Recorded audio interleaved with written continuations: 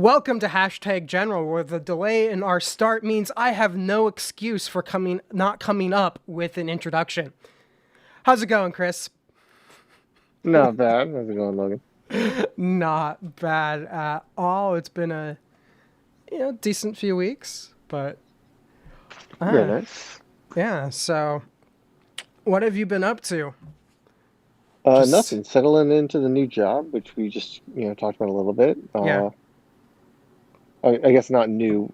When we had announced it, I had, when we had announced it, I had been here, At least a man, month, right? at least a month. Yeah. So, it's been about a little over a month at this point. Yeah, because I remember you Um, told me or hinted it to me. I want to say like a month before the actual announcement. Um, but yeah, no, I'm glad that's going well. I'm looking forward to summer actually because yay me, James and I both were able to book vaccination appointments. So hey, I just booked mine this morning. yeah, it's like, oh hey, might actually be able to see people this summer and do stuff this summer. So I have my first one in a couple weeks, and yeah, by happenstance, James and I booked it for the same day within 15 minutes of each other, but at two different locations. So of course, it's just like the opposite of The coordination. the roommate synergy was almost there. Yeah, we almost locked it in, but yeah, no, I think that's it's exciting to realize like, oh hey, I can be able to see friends. I'm gonna see you. I'm gonna see a bunch of people, and I don't have to either wear a mask or be like wave at them from a distance. So yeah, get your vaccinations, people. Absolutely.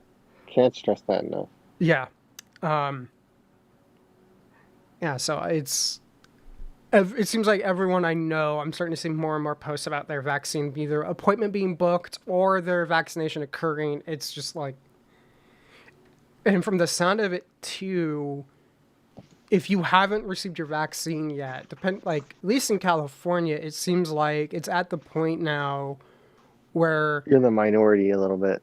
you can basically walk in and get either like you could do it like me where I'm just like I just want an appointment so I don't have to sit there and like worry about how much of my day is spent Yeah. waiting for a but it seems like for a bunch of people they've been more or less able to walk in and get vaccinated the same day. It's just a question of Yeah. how long they waited for it, but it seems like the wait Yeah. times are going down. So it's just there's really no reason to either not book an appointment or just go get it done. Yeah.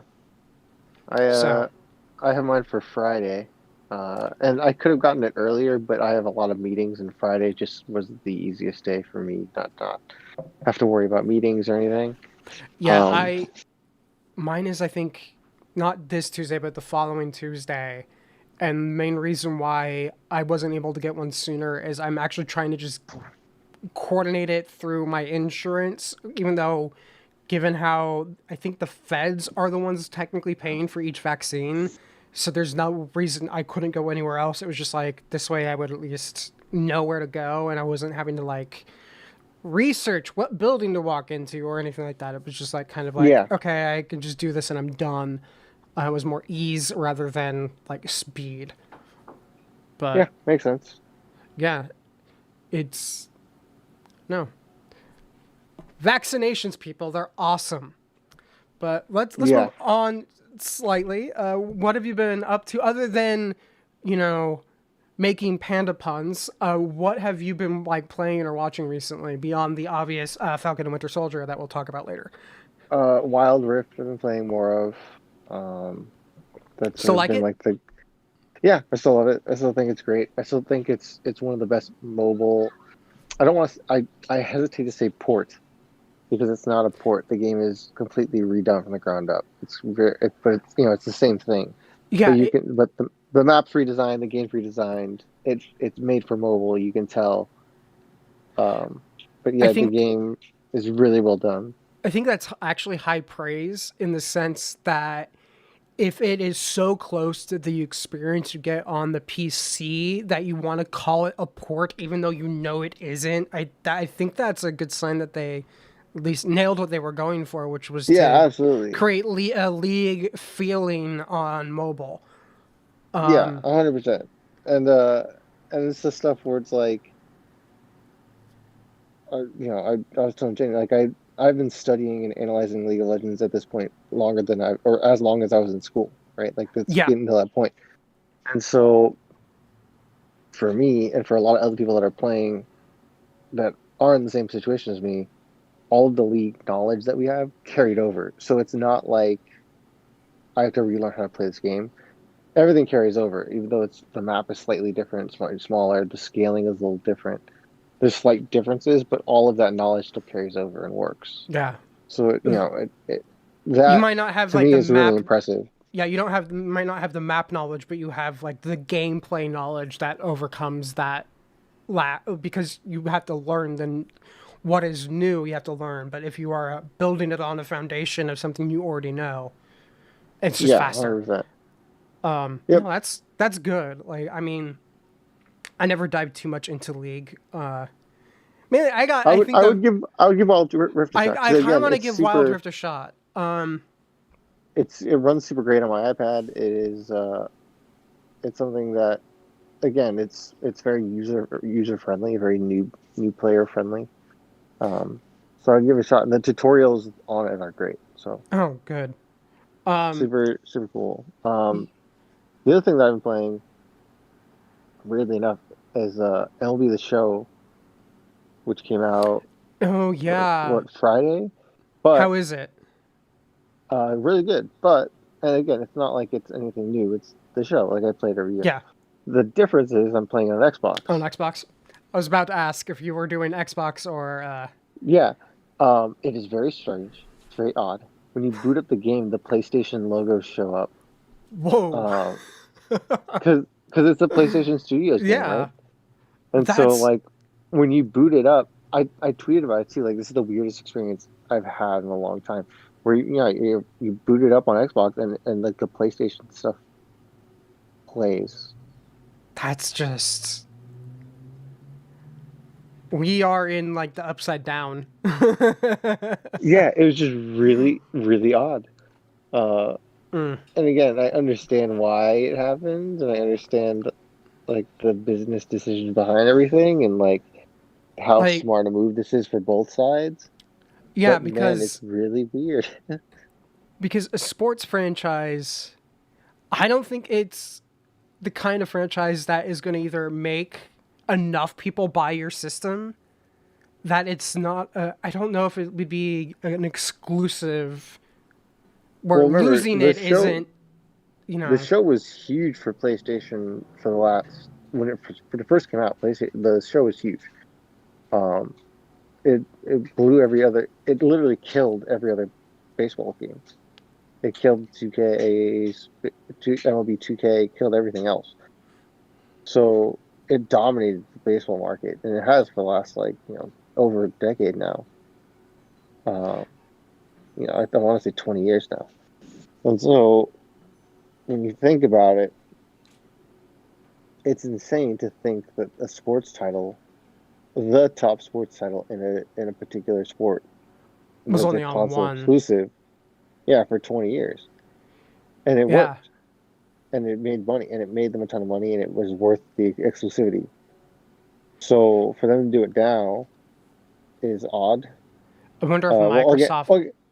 again, I know why. It was MLB that wanted to like, hey, we need to make more money on this. Like, it's too good to not put everywhere.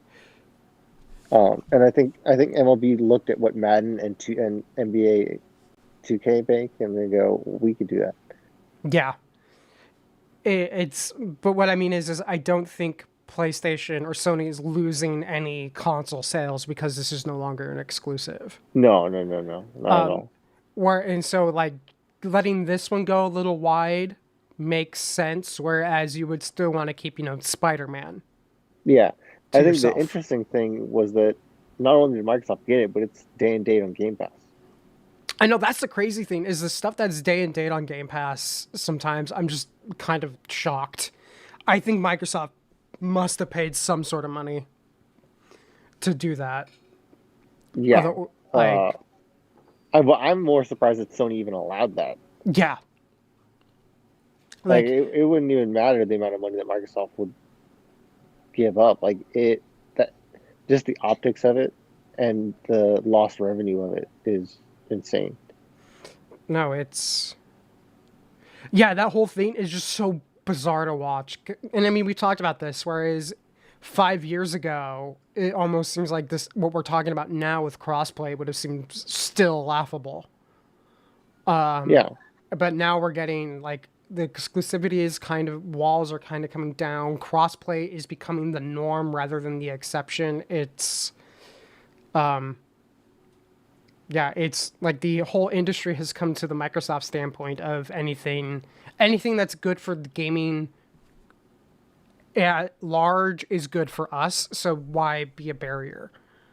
So yeah, it's so bizarre to keep seeing headlines and knowing that oh everyone's kind of like shocked because they're talking about it on Xbox rather than just being PlayStation. Yeah. Super weird. Yeah, Again, it's a great game. I'm enjoying it a lot.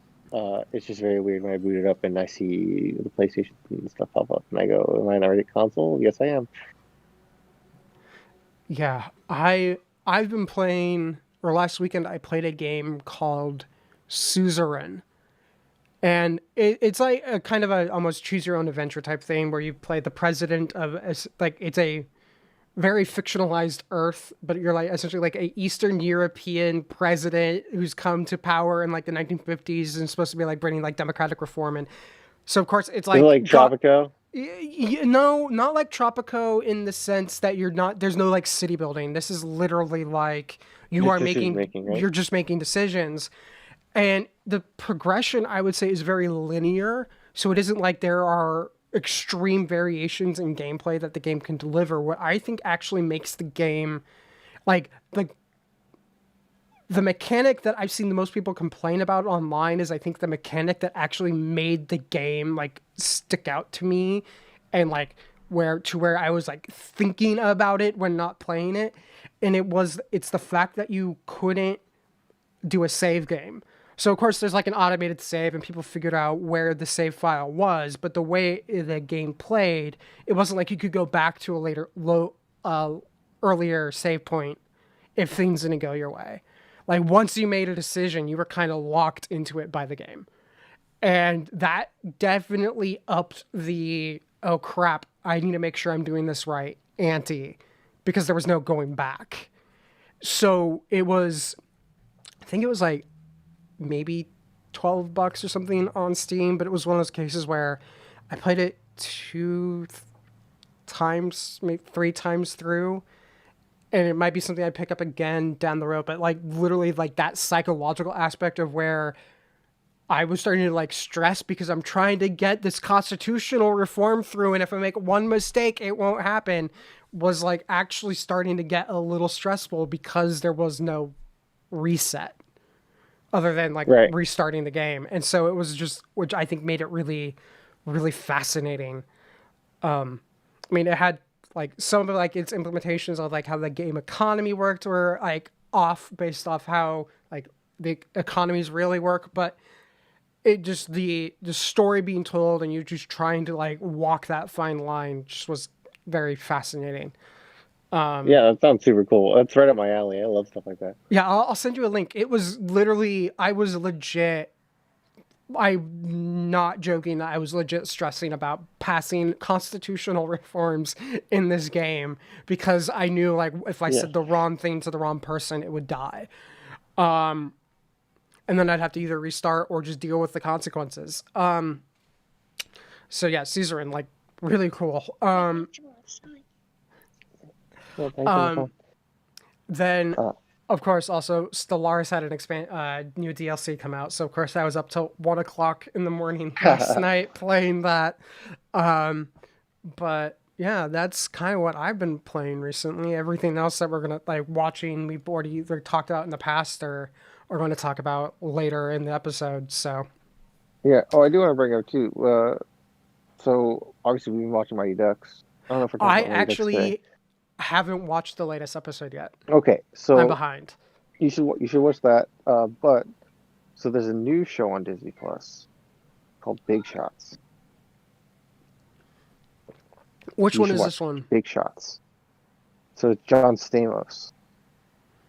Okay. He's a big time college coach who gets in trouble for throwing a chair at a ref, and so to save his career, kind of, he has to go teach at a all girls private school, high school. Oh God, I already in on this concept. If only to see John Stamos throw a chair at someone. So it is your stereotypical Disney feel good sports Oh, it's gonna be show. syrupy. It is like, the first episode he makes his players cry because he's a tough, hard nosed coach or whatever, and so he has to learn how to work with them and talk to them and earn respect and like, become not more sensitive but like, connect with his players, and then they towards the end of the episode, they start to like him, and you go from there, that kind of stuff. So Coaches. you know That just I yeah don't know. Anytime I hear anyone talk about coaching in a TV show or a movie anymore, I immediately think of Ted Lasso, and God, I want season 2. Have you watched? yeah Have you've watched Ted I Lasso, have, right? yeah, it's Oh, hilarious. But yeah, it's good. It's solid. My dad's in love with it. But the first episode, it's the typical. If you've watched like The Rookie or Remember the Titans yeah, or anything like that, like it has that vibe, that Disney sports movie vibe. awesome. But it's a TV show. Yeah, but it's TV show, so it's awesome. It's pretty good. Highly Cool. recommend. All right.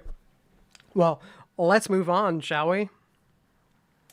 To the news that shook Los Angeles, but didn't surprise some of us.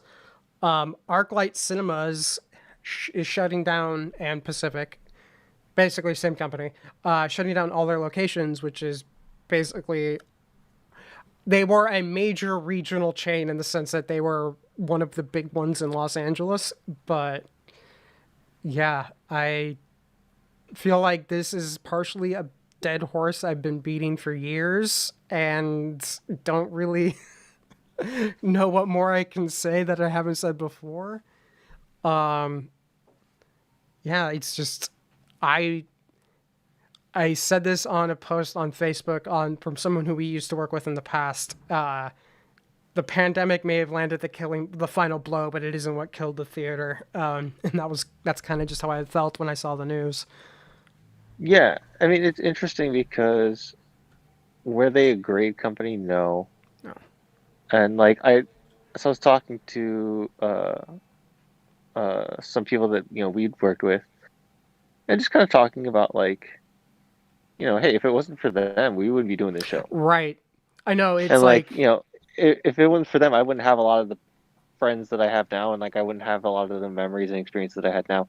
And again, it's weird because it gave. Oh, I loved everyone that we worked with. I know Like there it's like wasn't a single person that I was like, this person sucks. Um, okay, but there's a couple, but there on a are a few. daily, but On a daily basis, you could on a avoid daily them and basis, hang out with the person you liked. well, I didn't even think it was crew. I didn't. There's no one on Oh, crew that I didn't like. It was mainly like managers and stuff, and like higher up people. Like I would consider more like high, like what I would yeah, consider like corporate ArcLight people, right? yeah. The That higher I up didn't the like. totem pole you went, the less likely they were um, Likable. likable. So um, I mean, the thing that is interesting is it came with like a lot of weird mixed reactions because like okay, cool, that company that like was actually pretty poorly ran, it got it what it deserved, kind of. yeah, But at the same time, it's it's sad because it's something where it's like, oh, I'm I have decent memories there. I Um, made a bunch of like what are going to definitely be like lifelong friends from like a 3 year stint at a movie theater in Los Angeles. Told me that when I was in college, I would have laughed at you. yeah. Um, and the thing that I brought up too when I was talking to other people was like, funny enough, the higher ups being bad or the company being bad kind of gave us like a common enemy, Oh God, I know. Like and we we, all we all rallied together over that. yeah, it's like one of those bizarre things where it's just like the crew, at least a lot of the crew we worked with, actually did give a damn. about either film or the theater experience. And it was, but so I guess the fact that there was like an us versus them aspect to working at the theater is, I can't emphasize this enough, is that the people fighting for that good experience are the people who were the crew and not the people who were management. Yeah. And yeah, like I told to some people, like all this did is meant that the theater shut down like a decade sooner than I expected. Yeah. Like really that's what it comes down to. But it was so weird seeing like social media just like blowing up with everyone going, oh my god, I can't believe the ArcLight's shutting down. And then you could tell like people who had worked at the ArcLight, it seemed like every time I saw someone, even if I didn't know who they were, but I just happened to see someone be like, oh yeah, I used to work at ArcLight insert location here that I never went to. And they would basically be like, oh yeah, I'm not, like there was always like this I'm not surprised Yeah. like Again, I'm not. statement. It never surprised me at all. Like Yeah. to be fair, I always prefer like obviously ArcLight was sort of the premium theater at the time. Over the years, I've kind of grown to enjoy going to AMC more because it feels like AMC's better run. Yeah, Um, like I and mean, it's weird to say. I, yeah, I have felt the same thing. I feel like the few times when I've gone to AMC, it just feels ArcLight was so driven by the perception and the like look that it meant they made choices for the look of things rather than the, efficiency of something. Like the lines. The concessions lines are like I think like the big example where our AMC runs you through like the shoot. And ArcLight wouldn't do it because they didn't think having all those like ropes up or whatever, they thought it didn't look good. And so instead you would just get mobs of people like kind of semi-queued behind individual registers, which meant that if you were the unfortunate soul who just wanted a popcorn, but you got stuck behind the mom ordering for 17 kids, you were just kind of screwed. And like that could have been resolved and you don't run into that at AMC because everyone is in the same line. And it's stuff like that. Also, I have found because AMC like was investing into stuff like IMAX and Dolby Vision, as much as everyone talks about ArcLight's visual standards, my experience having worked at an ArcLight and gone to a ton of AMCs, I would say that the average theater in an AMC and the average theater in an ArcLight about the same. But the AMC, if it's an IMAX screen or Dolby Vision screen, it's better than what you'll get at an ArcLight. Yeah. To where As someone that managed those screens for a long time, yeah. yeah, like there were auditoriums I knew to just not go see a movie in at the ArcLight. Because just like contrast would be bad in that auditorium. Like House 9. Like, Yeah. I still know Oof. which house I avoided the most because of that. So yeah, it's just like also have fond memories like working Force Awakens. We've talked about this. Working Force Awakens at a movie theater was like yes, it was literally Christmas, but it felt like Christmas for like weeks in the sense that everyone, yes, we were exhausted, we were worn out, but everyone was just so happy. Yeah. That it was We were just having a blast. we were having a blast. It was just yeah, it's just the company, the parent company, the management system, like their corporate culture.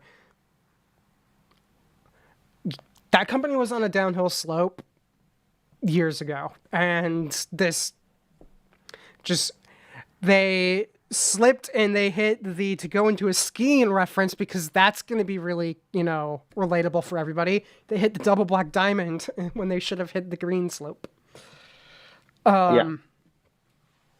It just, yeah, I think the other thing too, and this I would say is sums up my experience as someone who worked at an ArcLight, was you got this statement in Variety and Deadline and Hollywood Reporter about how much they appreciated the crew and how much the crew cared about everything, like a send off to the crew from the parent company.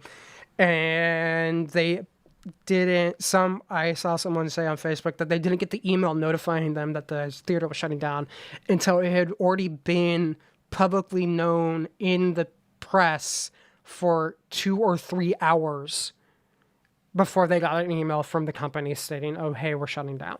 That's the ArcLight I know. They say they love the crew and then treat them like garbage. Yeah. The thing that I always come back to is like, I'm not gonna name names, but like we had a manager break down on us. We had a big meeting. We've talked about this. Yeah, we had a big meeting and with the crew, where the crew basically said like, yeah, we feel like you guys don't care, you guys don't have our backs, or we kind of just had that I think like, kind of all of it just kind of like laid it out there of like, yeah, here's how we feel. Yeah. And we had our GM at the time kind of break down and cry and really like, I never understood, or I never got, I feel so bad. And to me, I don't know if that was a good thing or a bad thing, because like obviously it showed that he cared, and like I don't ever think he was a bad person.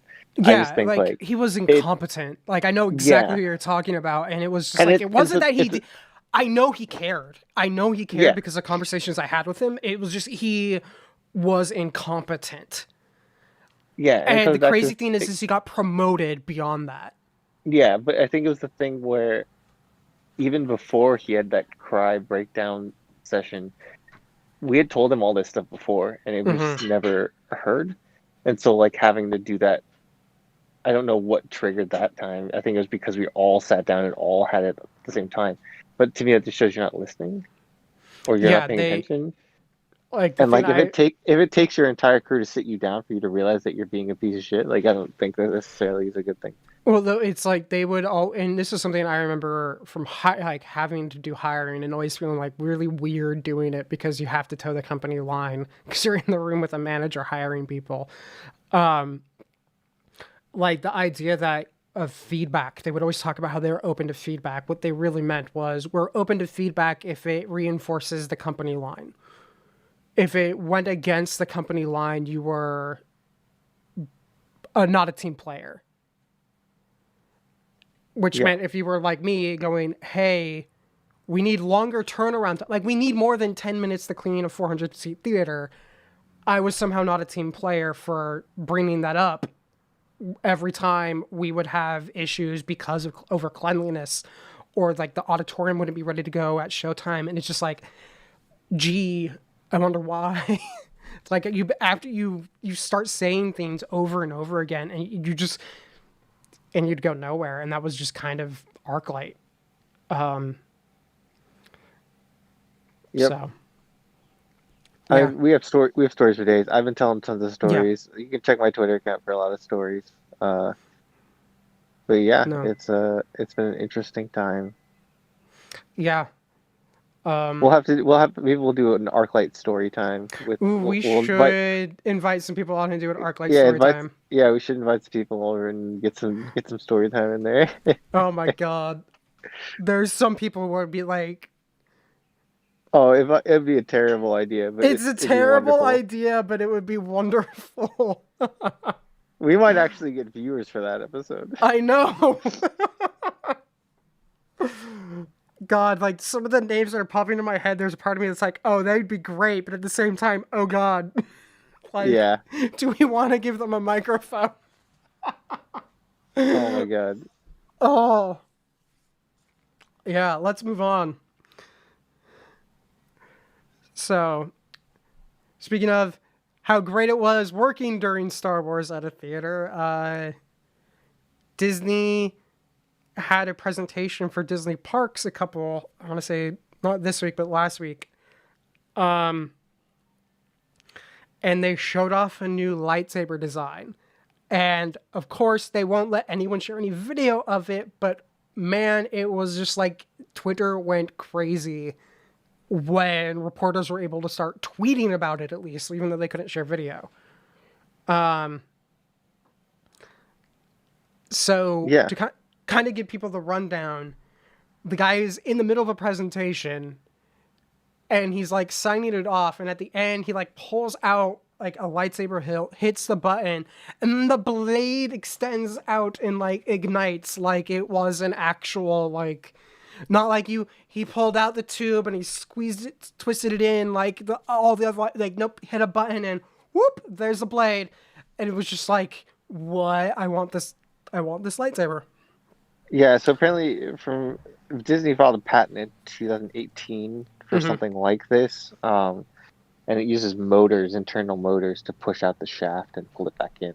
Yeah, I saw one, like the best breakdown. I think this was one you shared with me, where it's essentially two tape measures on a motor, Yeah, because you know how tape measures are very flexible, and they basically took a very wide tape measure to where it has like the two halves are connected together, and then they also are connected at the top with what will be the like cap of the saber, and then there's just an LED string running that's connected to the cap that gets pulled up when the tape is extended out by the motor.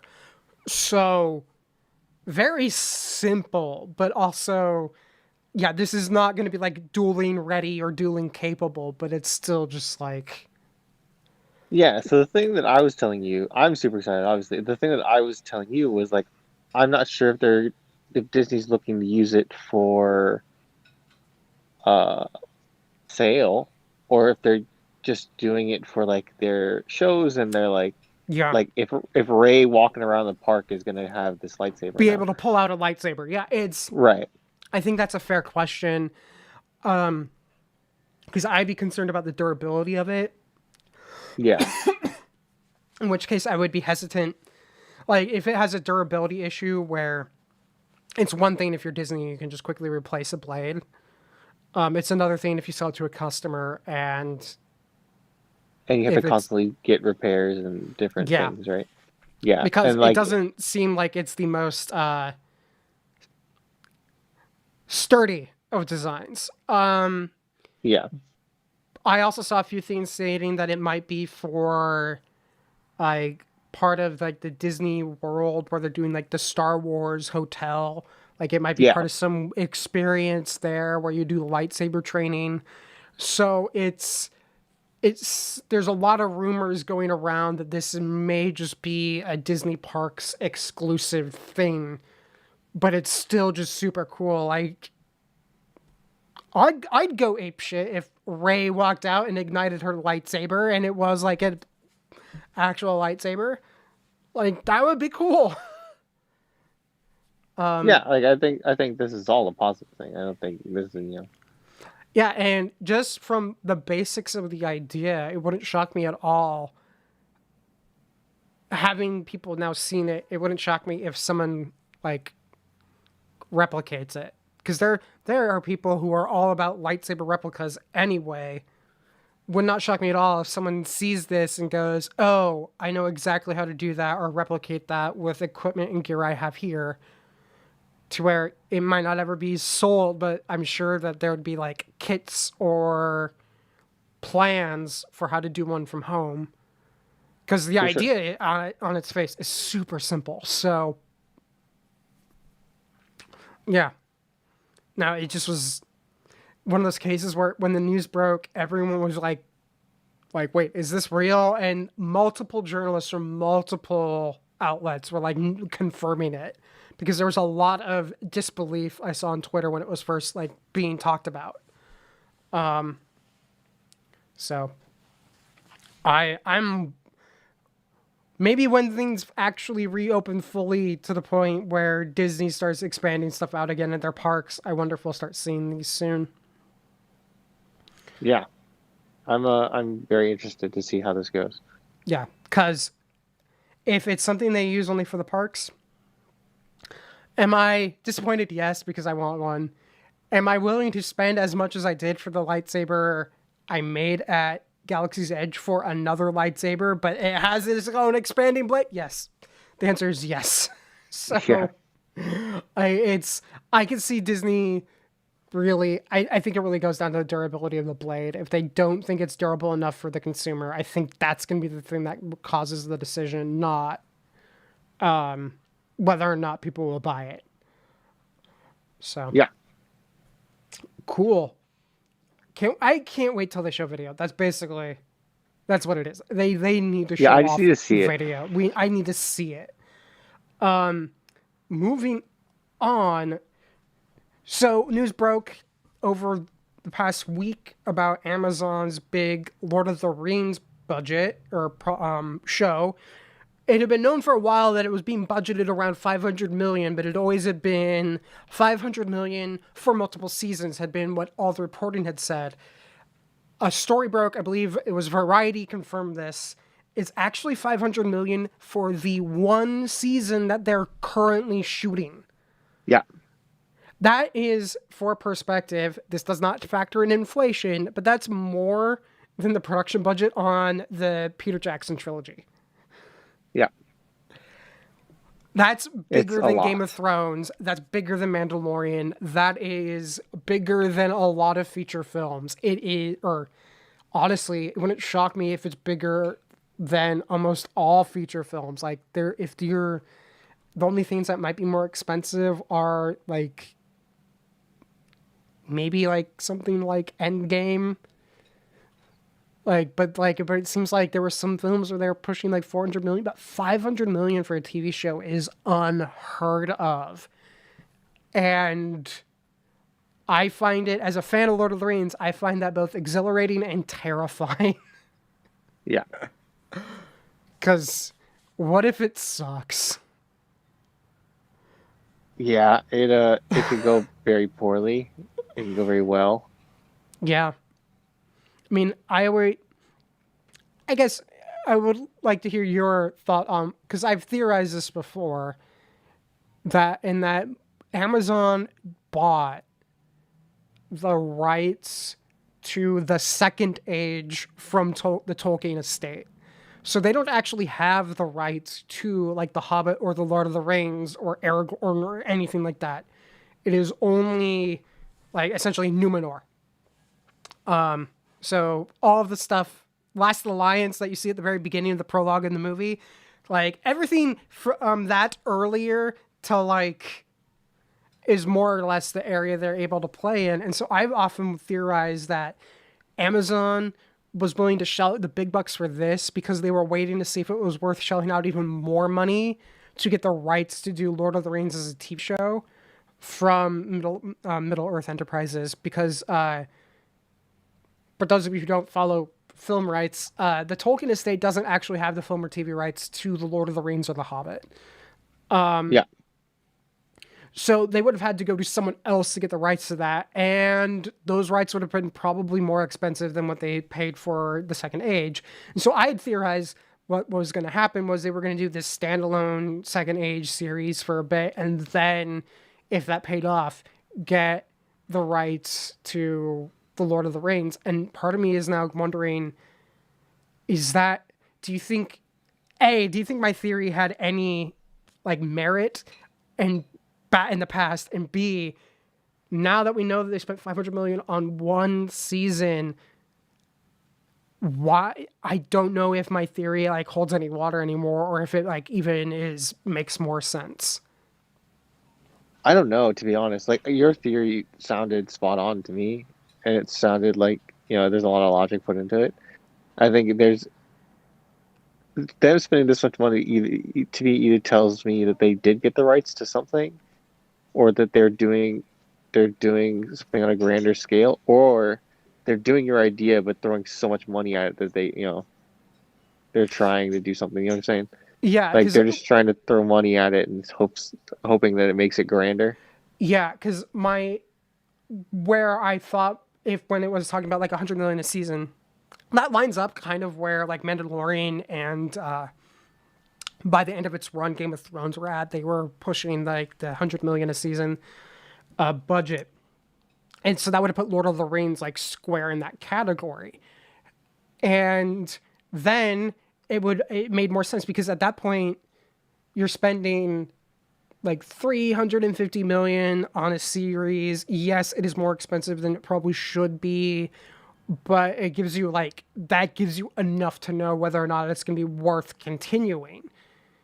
Here, you're spending so much money in that you are start running into the fact that people might start going into the sunken cost fallacy, where they start throwing more and more money at it because they've already thrown so much money into it, or that they're going to throw so much more money into it. They might as well throw a bunch of money in now. And I think that just makes it that much more volatile, because if it was a medium success at 100 million, Amazon has enough money where I think they would have kept going. If it's a moderate success at 500 million, it's dead. Or Bezos is a gigantic Lord of the Rings fan and is going to keep it going the way he kept Expanse going. Like, because he wants it. Like, I think this makes it like there's no room for failure anymore. Like they budgeted failure out of the options. Yeah. So I don't envy their creative team. Yeah, it's great that they have that money. And Lord of the Rings and Middle Earth are so vast. It's such a vast setting that, yes, throwing a large budget at it is great, because that means they are going to try to embrace that to the best of their ability. They aren't going to be held back because of budget. They're like, that is not the thing that will hold them back anymore. Great. But your story still has to be good. Yeah. So it's a whole lot of question marks now about this show. But yeah, question marks, and I think like rightfully so. A lot of ifs. Yeah, And a lot of speculation at this point. Like, I think it's unhealthy to speculate at this point. We're going to anyway. Yeah, we're going to. Like, I also wonder. I think we just don't know, right? I also wonder how much of it is like my inner like cynic kind of being just like, oh, and it's starting to like fear the worst rather than like any practical reason to think that way. But it's still just, this screams like Heaven's Gate, where it's going to be like a big expensive debacle where it's remembered not because of for its quality, but because of its expense, like Cleopatra or something like that, where it's just like, or man, what was the Disney one, John John Carter. John Carter, there you go. Yeah, where it just, or Disney had a couple in that period. They also had Lone Ranger, where they spent a lot of money on what they expected to be like series or like franchises. And they are new franchises, and they went nowhere. They ended up being just expensive, and that's apparently one of the reasons why Bob Iger went for Star Wars. Like, John Carter flopped, and he was like, "Okay, we have to have Star Wars."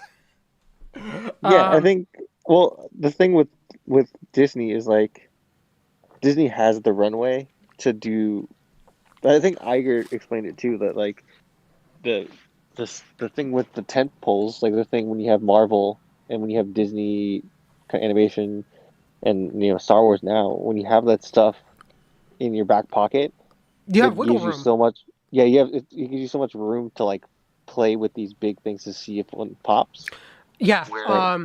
Where with Amazon, yes, they're Amazon, so yes, they have wiggle room, but I don't know how much wiggle room the TV department in particular has to gamble this big if it doesn't fail. I think the other thing too, and this is something I've talked about, what a lot of people miss when it comes to the tech companies getting into the streaming space. For Amazon, we think domestic. We always, like, our nature is to think in the old frame where a show is rated and judged based off its domestic performance. And that doesn't apply for the streaming companies that are owned by tech. Amazon, this is worldwide.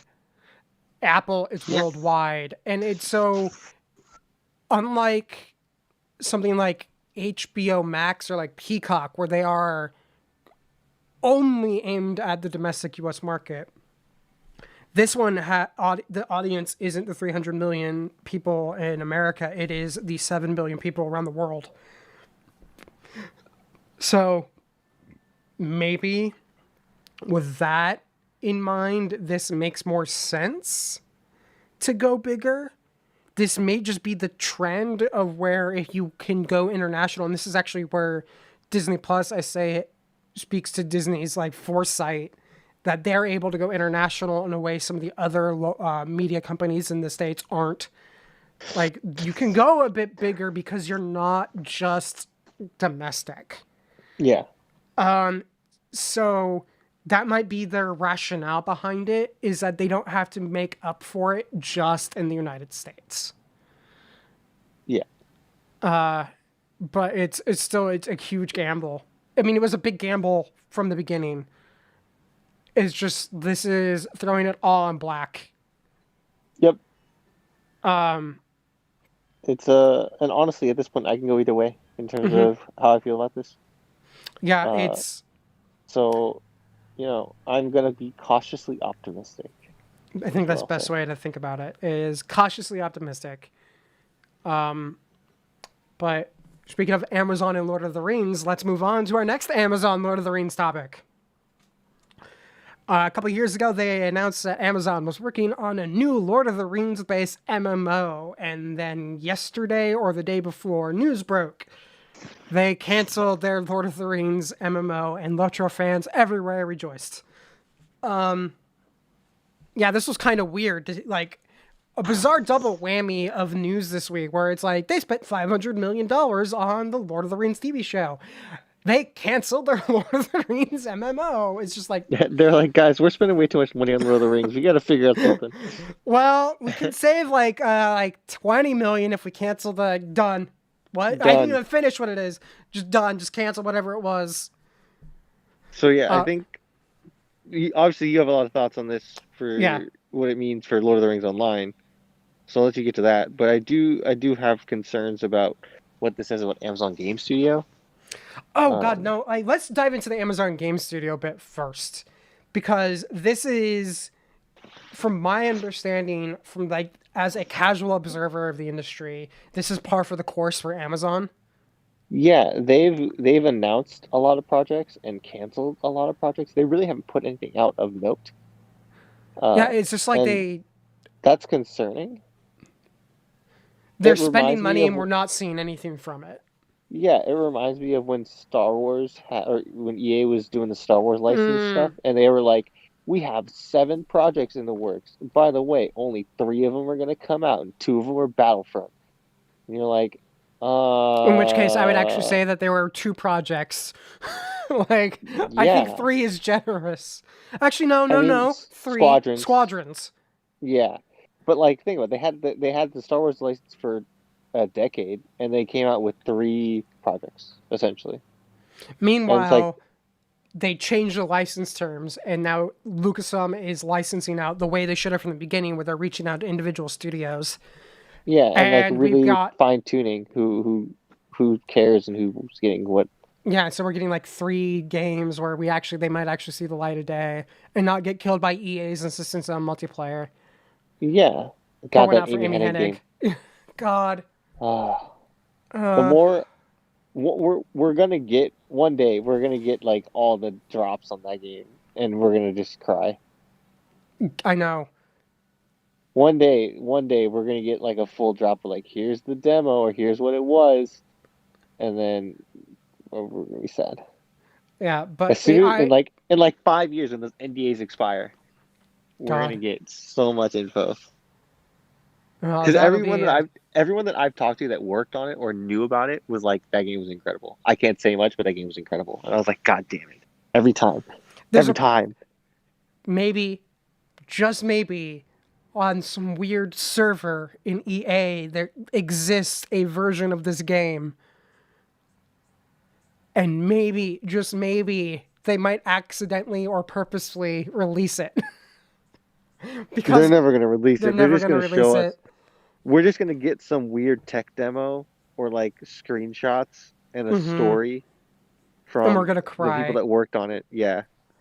But I think you're right. That sums up Amazon Game Studios. Is just they're EAing Star Wars, but with Yeah, everything. with everything. And then the thing, like someone brought up today, they announced like Pac-Man Live. Like Twitch announced Pac-Man like Live, which is like a think about Mario Maker, but for Pac-Man, where you make your own maps and you make your own levels and stuff like that. They're a really cool idea.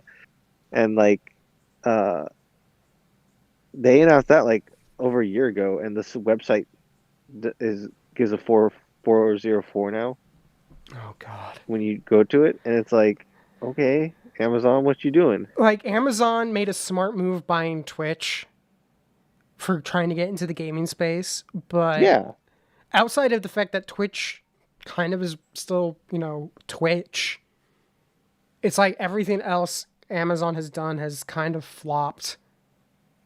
yeah, in the gaming space. But I Yeah, mean, in the gaming space. Yeah. it's very weird, and I'm not entirely sure how to feel about it. But Like it's to the point now I forget I have Prime rewards. Like that's how they keep trying to move it to like this Amazon Prime gaming portal, and after they did that switch, it was almost just like because I was stopped seeing as many alerts on Twitch about it, I started forgetting that I'd get gaming rewards for being an Amazon Prime member. yeah, Like if I forget it, you are not doing it right. yeah, Like I should not be allowed to forget it. But yeah, to go into like the Lord of the Rings online piece of this, Lord of the Rings Online, it's an older game. Like it came out 2007. Had an account. Can't say I've been playing because I play on and off. I've had an account and I've been playing on the same account since its open beta. There is that's impressive. there is a delightful charm to the game. They really do appreciate the lore that Tolkien wrote. Anytime they have expanded beyond something Tolkien wrote, like every change they made, I understood why they did it from like a gameplay perspective, where if you read the books, you know that a lot of the land is just empty, and you kind of can't have just a bunch of empty space in a game.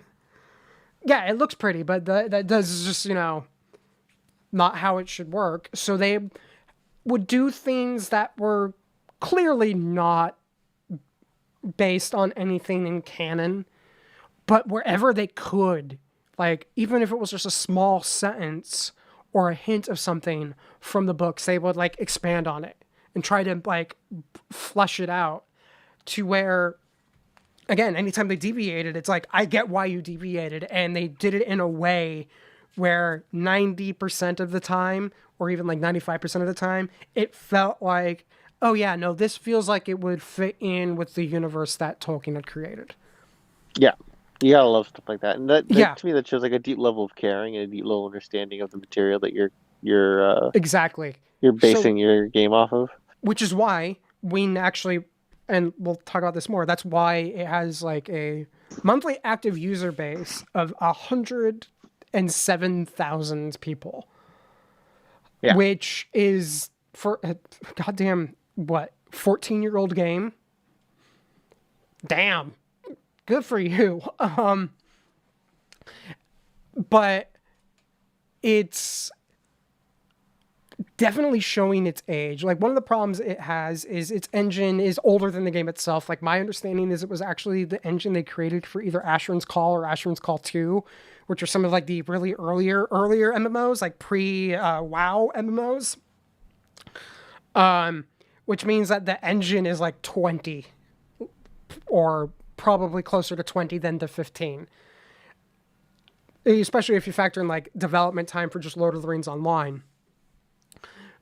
And it clearly has issues. Like I hadn't booted it up on my new system actually, so I did that yesterday just because we were talking about it. I'm like, I want to see if it's still the case. So of course, I have the brand new Ryzen processor, a new RTX 3070. I still get jittery gameplay because just the engine can't keep up. Handle. Yeah. Yeah. It's old. The game's biggest problem is tech debt. Its servers are, it needs, like, the servers are problematic. Like, it's one of those cases where they probably, because again, smaller player base, I think they downsize the servers. It's just like, there's a bunch of like technical stuff where my system shouldn't be having any of those issues. We know my system isn't causing really any of those issues. It's just the engine is not capable of taking full advantage of new gaming computers. Because back when it was made, the idea of like multi-threading was so like, I would not be shocked if that game like has no multi-threading or anything like that. Like it could use some tech work. It also, when it was made, its user interface was designed with the idea that 720p was going to be the gold standard for computer resolution and displays, which means that its UI, if you're playing on anything higher than 1080, it's just, you have to like scale up the UI so big that it's just like blurred to death. So it just has like a lot of legacy debt that could be addressed that just hasn't been addressed because either they don't have the budget, the time, or in the case of the engine, who knows if it's actually even doable. Or worth it. But the reason why the Amazon news started getting a lot of attention in the Lord of the Rings Online community is, I want to say it was 5 months ago, the Standing Stone Games, which used to be Turbine, which was the company that made Lord of the Rings Online, had been purchased by one company and then got purchased by another conglomerate 5 months ago. And in their deck that they gave to investors, they mentioned explicitly the Amazon TV series as a reason to go back to Lord of the Rings Online and do tech and visual updates to try to take advantage of the Amazon series. And now that Amazon's MMO is gone, everyone's going, is this going to go from something that was said in the deck to, is this actually now feasible? Because if you're this company and you know Amazon has its own MMO about to come out, it's like, are you going to be able to compete? Now there's no competition. So it's now a question of, if you do these updates, is it going to enhance the experience enough that we can bring and keep new people, or is it not worth it? And that's, I think, a fair question. So that's like kind of the whole thing going on. If you go to like the subreddit for Lord of the Rings Online, that's one of the big discussions right now is, will we actually see these updates? And then will the company think it's worth it? Yeah. Because one of the tidbits, and this is the thing that I always laughed at when I first saw it, and you were just like, they're insane. When I told you they said it, one of the things they talked about was porting Lord of the Rings Online for consoles. Yeah. Again, all this stuff, it just comes down to like, is it worth it? Yeah. And the thing we were talking about with like the console at that point, it's like, given how old the engine is, if you really want to port it to console, wouldn't it be easier or possibly even better to just kind of like remake the game in a new engine rather than try to fix the old engine? And I guess this is the thing I don't know, but would be interested to hear, and I don't know if you would know this or not, but like, who knows if they... Because to be totally honest, I like the visual look of the game. They could keep the exact same, like, if they could somehow like port the map, the character designs, the character models, the animations, everything just into Unreal, which sounds like an absolutely ridiculous thing. Yeah, I think that would be great, but I don't even know if that's technically even feasible for like 90% of that. Yeah. To where it would be like a gargantuan, like multi-million-dollar endeavor, and for a game that currently only has like 100,000 active users and 45,000 subscriber or 40. Yeah. Thank you, Deck, for giving us all these numbers because everyone actually was interested in that. Is it worth it? Like, I think that's the question is, do they think this Amazon series is going to lead to more people looking for more Lord of the Rings games or not? And I don't know. Yeah, it's super fascinating to think about, like, it does this breathe new life into a game, but again, like, it goes down to the thing of, like, can you go hard? Like, is it worth it? Right? Yeah. Like, is it worth it to update this game that is probably going to have to be remade for the ground up to be run at the level of quality to get new users? Well, yeah. Well, that not only that, it's just like take the console aspect or console port idea they have.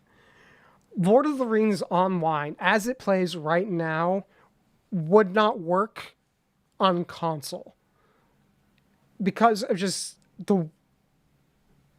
they would need to rethink combat, especially because either you could like maybe map,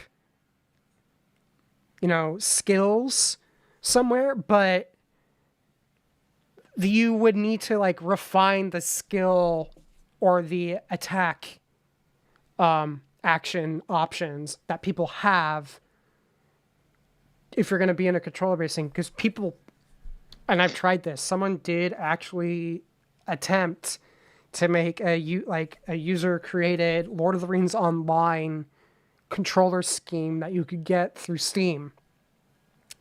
And I tried it once and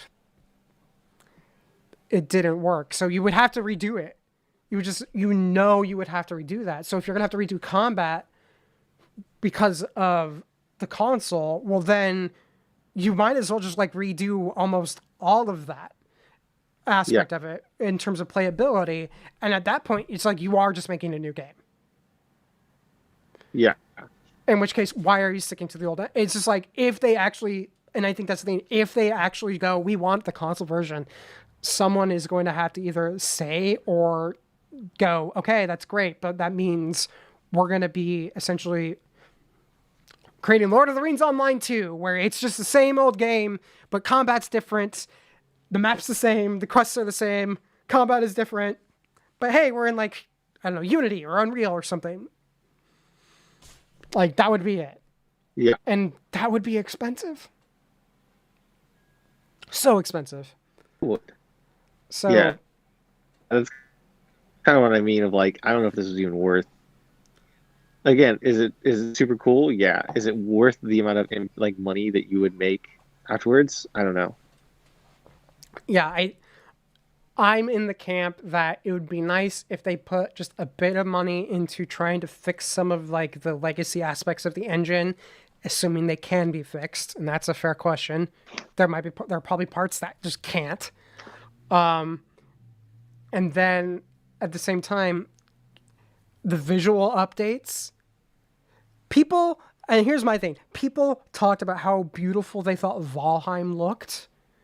And they appreciated the fact that like like a lot of the graphics like reminded them of like PlayStation era graphics. I'm like, I don't think, yes, a graphics update might get attention from people, but at the same time, I think Lord of the Rings Online is a beautiful game. And if the only thing that they did visually was a 4K UI, I'd be happy. That's all I'd want. Give me a 4K UI and the ability to run through Bree without jittering, and I'll be happy. That's all I need.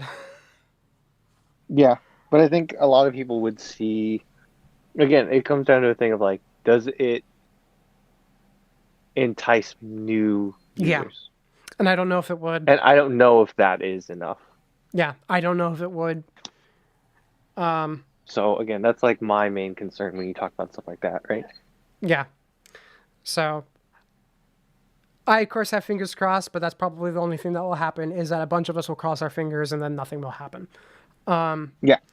Because it hopes we can dream, especially with our next topic, the Mass Effect Remaster trailer that came out. Yeah. It's just like we're talking about, man, is it really worth doing it for Lord of the Rings Online? Like doing a graphics update and then looking at like the Mass Effect update, and it's just like, holy crap, that game, seriously, Yeah, so I some of know, it should looks next gen. I know you haven't played so I guess we'll skip over the. I know you haven't played Mass Effect at all. So just looking at the trailer and looking at the side by sides, what comes to mind right away? Because I I got emotional, but again, it looks a lot like three. So it basically made Mass Effect 1 look like Mass Effect 3, which is a yeah, huge step up. But I need from someone that that doesn't have that touchstone, like where are you at I here? think for me it was more just like from a appreciating it from a technical standpoint, just seeing how much the game, was. I wouldn't say it's like it isn't like AAA current gen graphics, but it's pretty damn good. Like this would have been maybe like maybe last gen or a good this gen. Like it looks good was my big takeaway from it. Like to where if I didn't know about Mass Effect and I only saw the new Mass Effect remade stuff, I would have assumed it was a new game. Yeah, Um, it's incredible what they were able to do here. and I think Um, this also points to your thing of like, is it worth it with Lord of the Rings Online to kind of tie it back into that? Mass Effect has a huge fan base, whereas yes, this is just another opportunity to resell it. Lord of the Rings, yes, it yeah, already has a huge fan base, but anyone who would have been interested has probably already tried it. yeah, and I think it comes down to a thing too of like Mass Effect as a story and as a game, like it's critically acclaimed. It's considered one of the greatest games of all time, like, one of the greatest games series trilogies of all time. So when you remake that game, it's like Citizen Kane, right? Like you can't. Yeah, you want to if you're able to upscale Citizen Kane with color or with whatever upscaling you want. Like it's very Citizen Kane's different story, but like it's like the original Star Wars trilogy, right? Yeah, that How many times can you repackage that and sell it to someone? well, it's And it's just gonna also and then plus every time you do that, you're just gaining new fans, right? yeah, it's and I think I even when we were texting about it, I even mentioned that a couple of the like stuff, like calling it a remake Daddy has or a couch. remaster, like doesn't seem like appropriate looking at like just the quality of some of the work. I'm like, no, no, this is like I even equated it to the Battle of Yavin, where if you like watch the original This and then you baby. look at the special edition version, it's like night and day. Like the Yeah, special edition version, like really made A New Hope. I think honestly, the special edition of A New Hope, outside of a few like questionable decisions, it took Battle of Yavin from being like a clearly old special effects to it fit in with like Return of the Jedi's level stuff, but it modernized it to where it gave A New Hope sticking power. It yeah, didn't. It made it to where it doesn't look dated anymore in terms of the flying effects of the battle. yeah,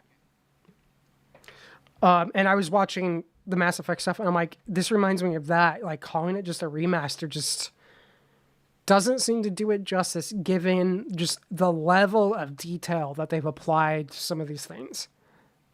yeah. To me, it came down to the textures too. The textures are absolutely incredible Yeah, to look at. So I I'm excited. Obviously, I think you're also excited to jump in here. yeah. So yeah, Soon. well, very soon. Yeah, no, because yeah, it looks fantastic. So maybe doing some tests on that sometime soon.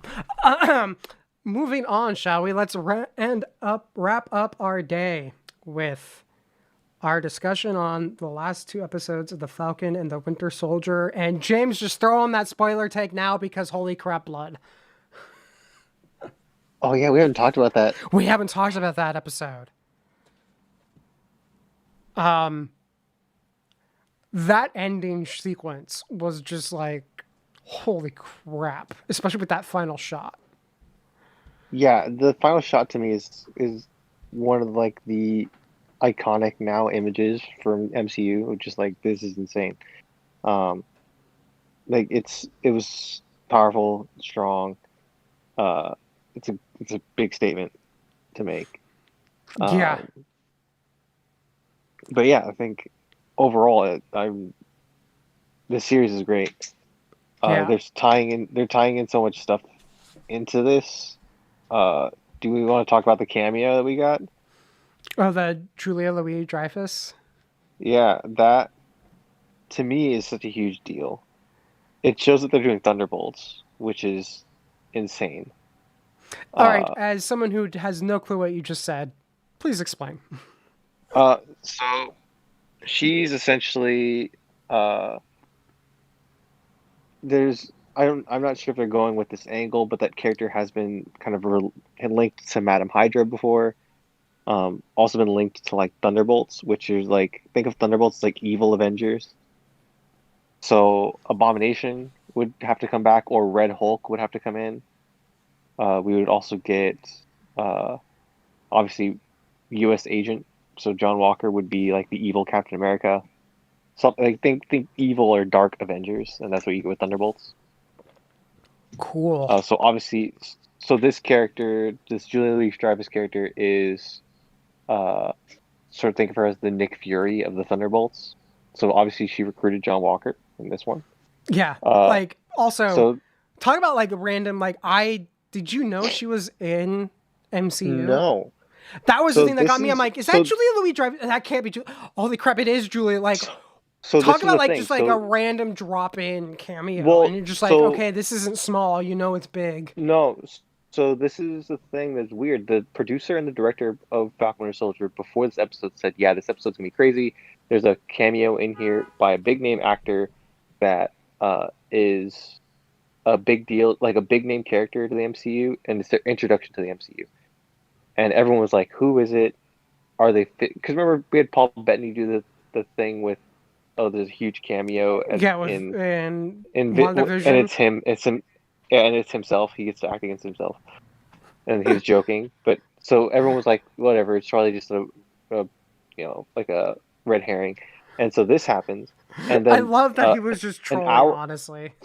yeah, and then 30 minutes later, Vanity Fair, you can look it up too. Vanity Fair put out this article that was like detailing this entire thing. Apparently, they had talked to her and her castmates on Beep years ago, and they were so giddy about it that she got cast, and so they Oh. knew.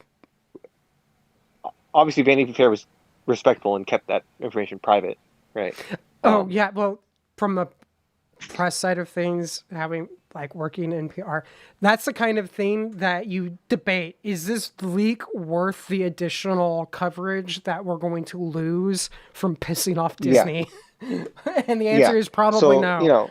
probably not. So then obviously they were giddy about it, and so they I guess blurbed, and then uh, apparently she's supposed to make her debut in In uh in Black Widow, Black Widow, yeah, I saw that. where she's supposed to recruit Florence Pugh, who would be a evil or a bad Black Widow, right? Yeah. Another part of the Thunderbolts. So you would think so. I mean, obviously she's collecting these people as Nick Fury did, and she's the connective tissue between them all for these Dark Avengers type of thing.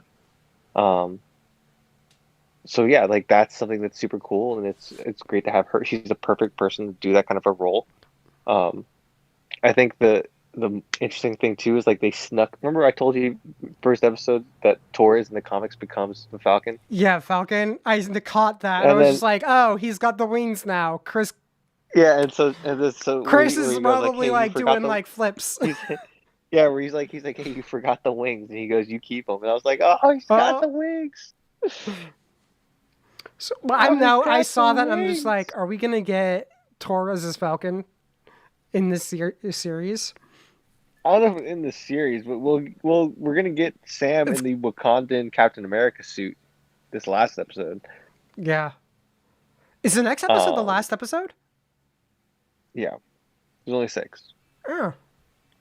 Well, here's here's my thing on the last episode, and I think it's a good episode, but what I think the problem is, I think it ran too long. But what's Oh, weird, and really? I loved it. let me explain my entire thought here. I don't think there's anything that needed to have been cut out. The more I thought about it, the more I was thinking about how one of the things that I've applauded and I think more people need to appreciate about Mandalorian has been the fact that they would tell a story or in the episode, and then the episode would be only as long as it needed to be to tell that story, which meant you were wanting more. They never pushed it to the point where you weren't wanting more. It never ran long. And I was watching this one and I'm like, why do I kind of feel like this episode failed in that regard and did the opposite? I think what it is I think this would have been two great episodes, but they were put together into one good episode.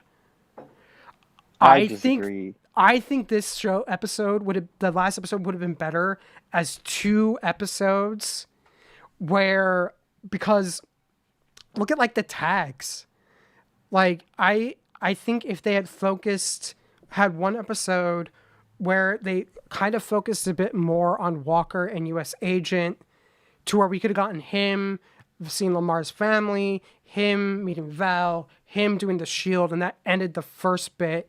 And you could still have Sam going to meet was it Travis? I'm blanking on the name. Isaiah Bradley. Yeah, Isaiah, that yeah. Like you could still have that, you still have the fight, but then this next episode could have been like a little more focused on Sam and the build up to the attack in New York. And I think those would have been just stronger separated into two episodes rather than put together into one. Because I See, just I felt like there was a disagree. little too I don't much. think that I don't think the John Walker stuff is necessarily interesting enough to warrant its own. Uh, like I think at this point we already know what he is. Like he's just a broken person, and he's like, I like the storyline that like yeah he's built as a soldier, and this is what soldiers do, and like he did his job, and like I like that storyline. I just don't know if you. I don't. I think he's done being a sympathetic Oh no, no, no. figure. Because what I mean, Chris, is I don't think we should have had more footage or anything like that. I legit think you could have kept all of the footage you had in this one episode and just split them in two. Like not I'm not saying new scenes or anything at all. Yeah, I just disagree. I think like if I got all of those Walker scenes back to back to back, I wouldn't care. Because I actually think John Walker is one of the more interesting pieces of this series, actually. I think he's interesting. I just don't think like if I think if he's on screen too long, I get mad It's because where I I just get don't care. is I feel like it sometimes is You and can I only watch a white guy lie so much before you're just like, all right, I'm done. true. But uh I found that and this is just something I have felt throughout this series, and I feel like this episode kind of put it to me, is I felt like there would be too often there'd be times where I felt like almost like it's nowhere near like the level of the Snyder cut where something would come back 3 hours later.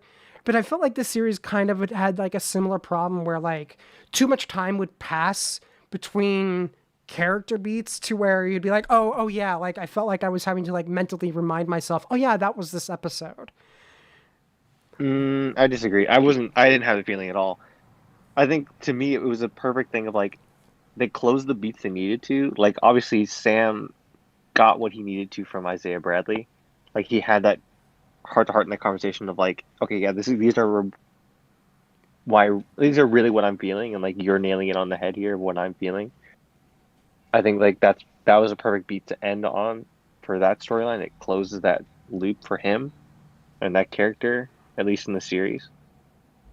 And then maybe we get another shot of him maybe being proud of Sam once he sees him in the costume or sees him with the shield or whatever.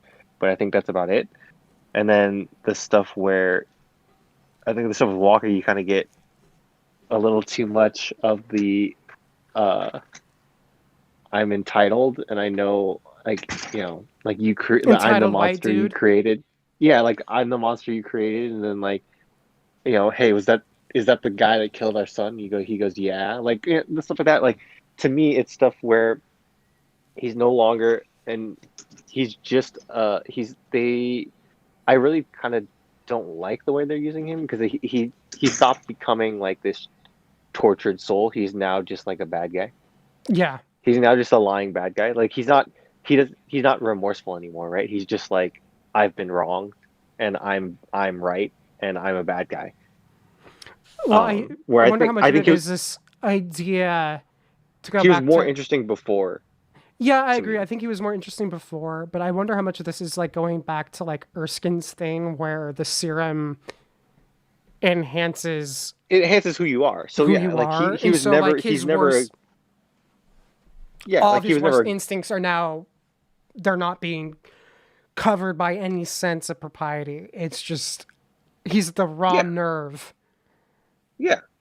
So again, I don't think the scenes with him are bad. I just think like I don't like sitting with him for an entire episode. I couldn't sit with him for an entire episode and feel like this is engaging Yeah, because it's just a bad guy doing bad things, because I think and the it's like okay, only real change that I'd be advocating for is because I think his trial section isn't that so that's the before the trial section to halfway me is point, the right? yeah to me the trial section is the most fascinating part of it because it does dive into a thing of like you created me kind of a thing. Like this is how you treat soldiers. This is what you expect soldiers to do, and then Yeah. you're gonna throw me out the window. Like, did you? This is a weird segue. Do you ever see the Equalizer 2? No, but I actually have been wanting to watch Equalizer because I think the idea is just nifty. Okay, so the Equalizer 2 dives into the same thing about like uh, Pedro Pascal's character in the Equalizer 2 has the same sort of thing of yeah, we're soldiers. We're trained to kill people. We're trained to do all this stuff. And then when they don't need us anymore, they send us off with a medal and say, "Enjoy your life." Like, what am I supposed to do with these skills that you've trained me Yeah, with? And so it's that same kind of mentality here, where it's like John Walker's not wrong, but he's doing it. but yeah, He's going about it the wrong way. And the line that I don't like, and the line that I don't, well, again, don't like is a strong word because it's a thing of like I understand they don't want us to like it, right? Like they don't want us to like this person anymore. And I think the series does do a really good job of like building people up, and then you build them up and then you break them down, right? yeah, So I think they did do a really good job of building up the character as like the sympathetic figure of like, okay, yeah, he's a good guy, he's just under pressure, he's a little bit tortured, like this is kind of the issues he's having, and then all of a sudden then you break it down into I don't like the line "I am Captain America," where he's like very defiant and entitled about it. Where I feel like that's so out of character for what they've set him up as. And yes, it's because you can blame the serum or whatever, but to me it takes him out of being this character that I care about now, and it makes him just a generic villain yeah. to me, He was right? definitely because I remember wanting to hate him at the beginning because you're like he can't be Cap, and then you're like Yeah, I don't you're like, like oh, the he's doing his dude, but I best. don't. He's doing his best. I don't like him, but I don't hate him. Like I can't hate Yeah, him. and He's just a well, and dude then who's trying. at a certain point you're like on his side too. You're like, yeah, Bucky and Sam are being kind of assholes, and you're kind of Yeah, like, okay, I understand where he's coming from. And then at a certain point, then you go, and then it flips, right? And you go, okay, well, he's starting to get a little chippy here, but I see why. Like the pressure's getting to him, and then as soon as he says the I am Captain America" line, he's very entitled about it. It does kind of come across as like, yeah, okay, I don't care about him anymore as a person, and then it yeah, kills him to me as an interesting character. yeah. Here I'm gonna give you more specifics because I actually just pulled up the episode to see if I can't figure out the thing. So basically, I guess what I should do is try to see if I can't pull this off just as like more of a from a thought experiment. The only thing that would really change with what I'm advocating would be taking his conversation with the Mars family, moving it up like half an hour, and then just putting an episode break in there. That's really What's like in the only between thing that? I'm changing. What's in between that? It is Sam going home. So basically, you would get an episode that's Sam at home and then with the shield. So he would have been already seen Isaiah and everything. And all the practicing. Because the thing is, too, is you get like a good, I want to say, good 30-minute chunk. I do want to bring up a thing about the practicing thing. So okay, did you catch the air they made? The unforced air? Which one? The fact that Sam was doing just fine with the shield when he was with Bucky, but then in the montage, he was like, "Oh, how do I catch this thing?" Well, okay, that I can kind of explain. That I didn't see as an error. To me, I saw that as like, I'm playing catch with my buddy. Like I'm not really throwing it that hard. Like you can tell they're not really throwing it that hard. They're like kind of just, casually talking while they're throwing. Where when he's training, he's like really trying to launch this thing as hard as he can at the wall. Yeah, I can see that. But That's it was how still I like, read it. I still, while watching it, was like, oh, did he, like I just remember watching it being like, oh man, this montage just feels like it should have, was like, before. Well, and then this, plus, but, yeah. when he's staying with Bucky, he's bouncing off the one tree and like standing still and bouncing off the one tree and just kind of like, playing around with it with Bucky. Yeah. When Whereas he's doing multiple trees when he's practicing. He's multiple trees, flipping and throwing it as hard as he can against the tree. Like I get the difference. He's training himself to fight like Cap. Yeah. So the thing that I was saying was, man, you would think you would have a little more precaution when you're doing stuff like this because the shield can come back and cut your head off. I know. And he's like if you mess catching it up, it. Yeah. No, it's like it will cut your head off. Oh, Sam. You should have been wearing like a mask or something, like some protective gear.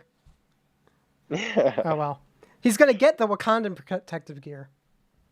Yeah, he's gonna get that Wakandan Captain Falcon suit.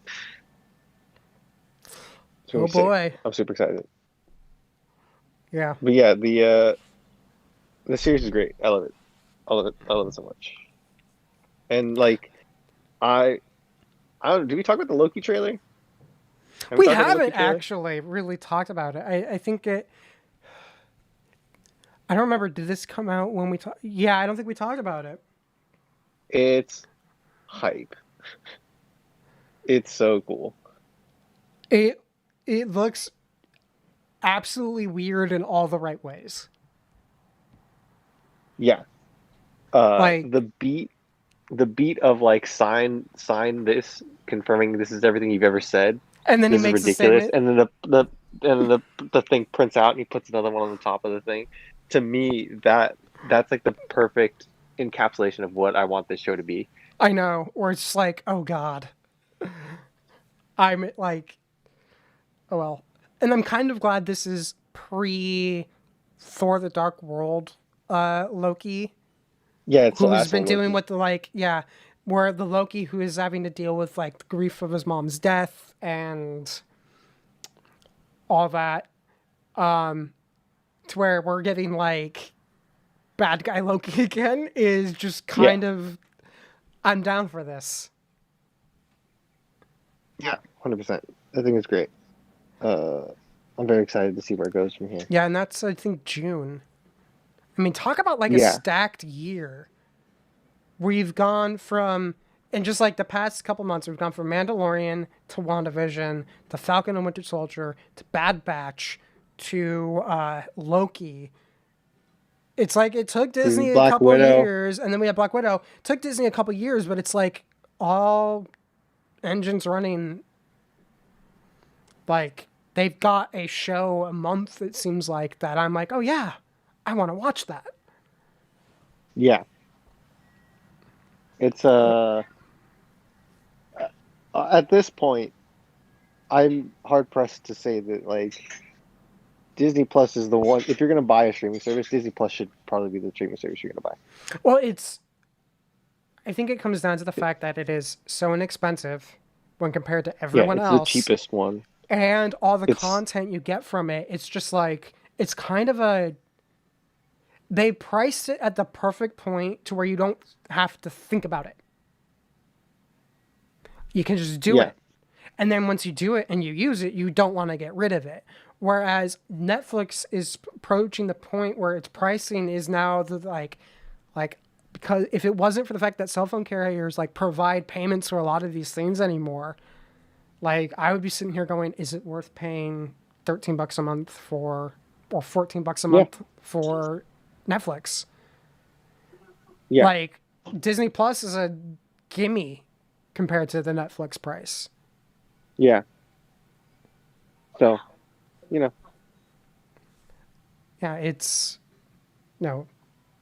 I just don't understand. Like at this point, I don't know how, like, if this continues, Disney's just going to take more and more of the market. Yeah, I think this is going to be the thing that's going to hurt things like HBO Max with their pricing. Like they were banking so hard on HBO being with additional stuff that I think they were hoping people would still see it as the HBO content being the $15 value. And I've even said this, like the $15 value for HBO, I don't question, because I know like for HBO you get less content, but it's like they aim for it's a quality. premium top tier content. It's a premium top tier thing. But the moment you add in everything else to it, I now question it and look at it not as an HBO. I start looking at like Netflix or Disney. It's lost in my mind its premium status to where I'm questioning like the $15 price. And I think their already announcement that the 2022 releases of films aren't going to be day and date, I think that's going to hurt them. Yeah, I agree. I think that's a huge misstep, because part of that premium value they were providing was not having to buy a movie ticket.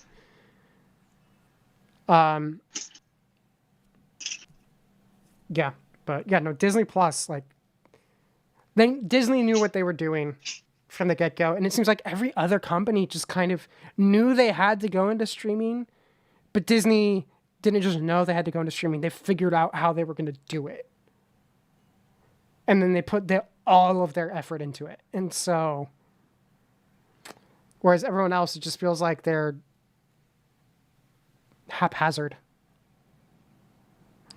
Yeah. But I think that about does it. Cool. So yeah, next episode we'll have to talk the finale of Falcon and Winter Soldier, and it'd be too early to talk about Bad Batch because it won't be out yet. So hey, we at least know we're going to be talking about this one more time. And with that, please like, share, subscribe, do all the fun things, description of stuff in the doobly-doo below when I post it to the doobly-doo below, and all sorts of other fun things. You can email us at feedback@quality3.net if you have any questions, comments, or concerns. Otherwise, take care, stay safe, wear a mask, get your vaccine, and we will see you in 2 weeks.